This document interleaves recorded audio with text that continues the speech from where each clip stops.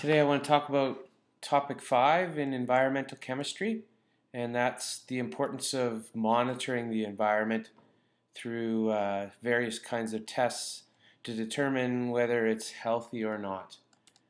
Often we use this metaphor to talk about environmental mining, and that is canaries in the coal mine. Years ago, the poor canary was used by miners in the mine to determine whether the air quality was good enough to stay down in the mine.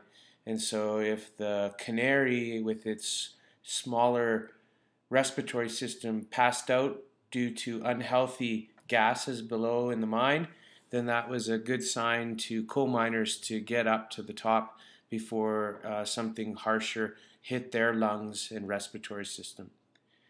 One way we use environmental monitoring in biological sciences is we monitor predator-prey cycles.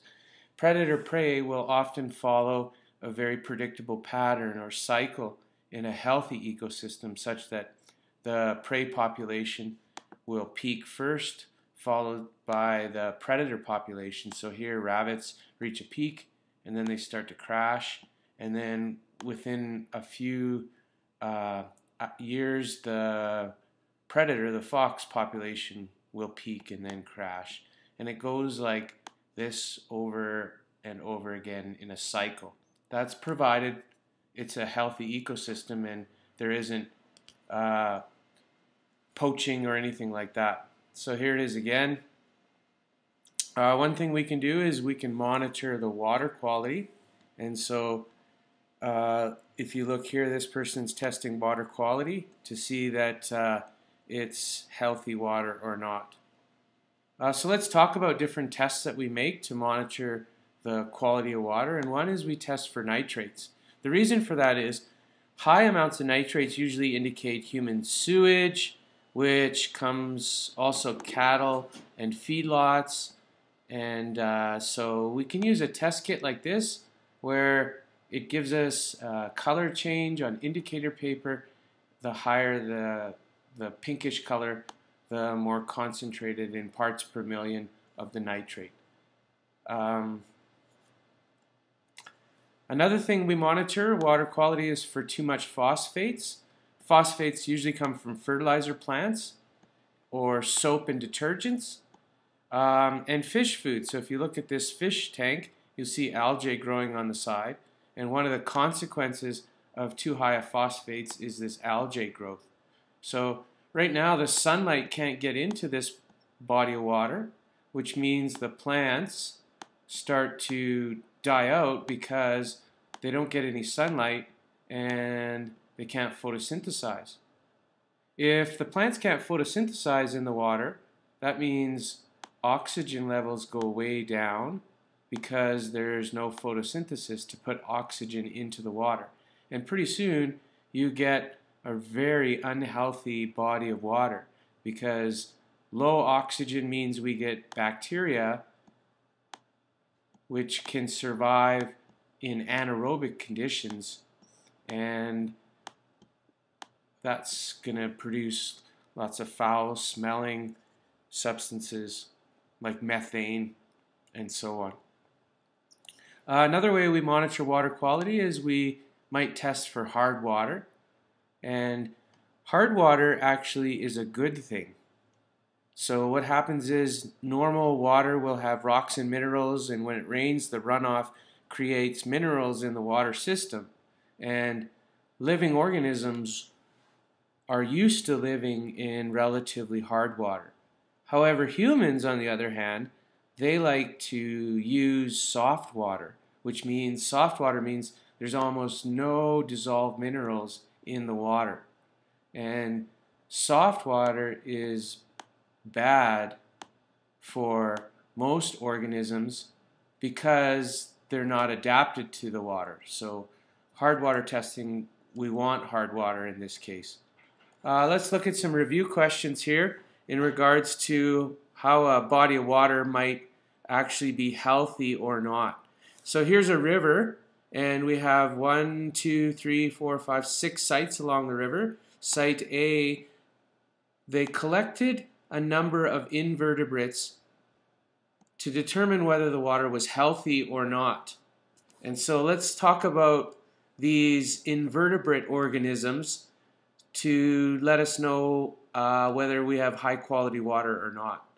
Just to review, here are some chemical tests that we've talked about: hard water, phosphates, pH. We talked about pH earlier on, so I won't go over it again. Here's our invertebrates. Now, healthy water is going to have high oxygen in it. Healthy water is going to have high O2, and when there's lots of oxygen in the water, you're going to get the following kinds of invertebrates. You're going to get things like beetles, freshwater clams, etc. But as the oxygen content of the water goes down, you're going to start to get leeches, which means there's very little oxygen in there. You're going to get things like horsefly larvae and bacteria, some indicators of poor water. What causes low oxygenated water? Well, algae blooms, which are usually a consequence of high phosphates and even high nitrates. Here's a look at it again. So what is good quality water? Somewhere between 10 and 8 parts per million oxygen. And what's going to live there?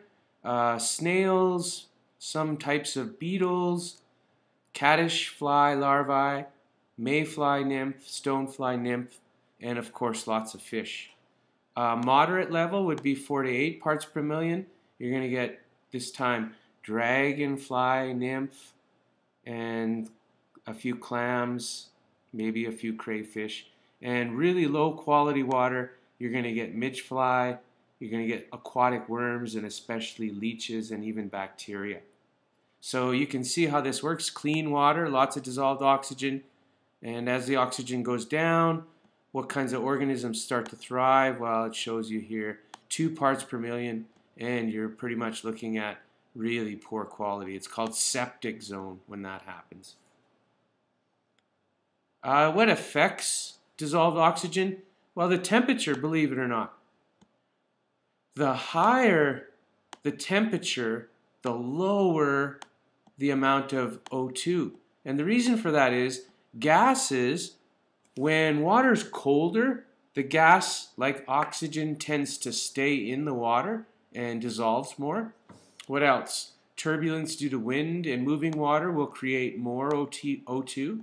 The amount of photosynthesis will create more O2, and the number of organisms using up the oxygen. Obviously here, the more the organisms in the water, the less O2. So let's look at some data. Let's say we had 2 sites, site A and the dissolved oxygen was 3.5 and site B was 6.0.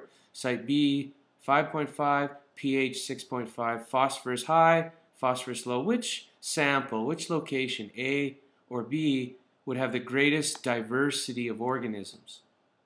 Well, of course, sample B would. It's got more dissolved oxygen, it's got a pH closer to 7, and it's got very little phosphorus. Let's look at this. Okay, now we got sample A, pH, dissolved oxygen, phosphorus, nitrogen, which is part of the nitrates, and then mayflies. So which sample A or B would be healthier?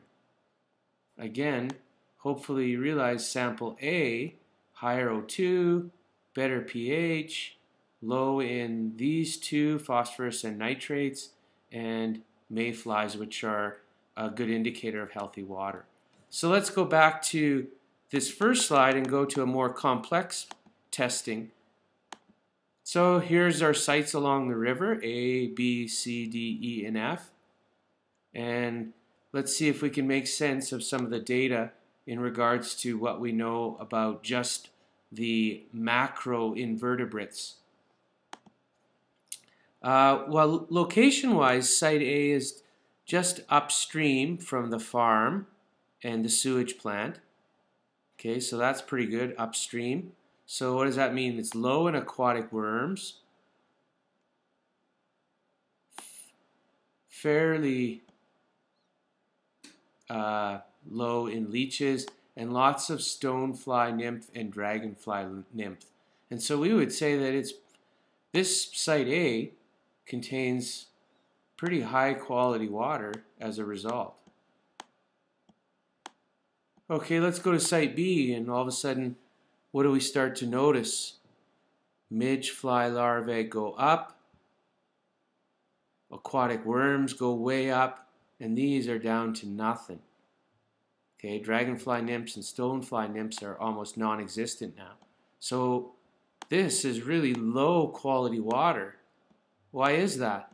Well, farms are going to dump manure into the river, and this sewage is going to cause site B to be so unhealthy. Then as we go along, the river flows site D, E, and F, and we start to notice that the dragonfly and stonefly nymphs go up again at F, leaches down a little bit from here, and then of course aquatic worms way down. And so what happens over time, the river starts to clean itself up thanks to the plants that might live along there as well. It starts to diffuse and become diluted as far as quality of water. And by site F, we're talking high quality water again along the river. So high quality again thanks to using macroinvertebrates. So that's my lesson on how to use chemicals and biological organisms to monitor water quality.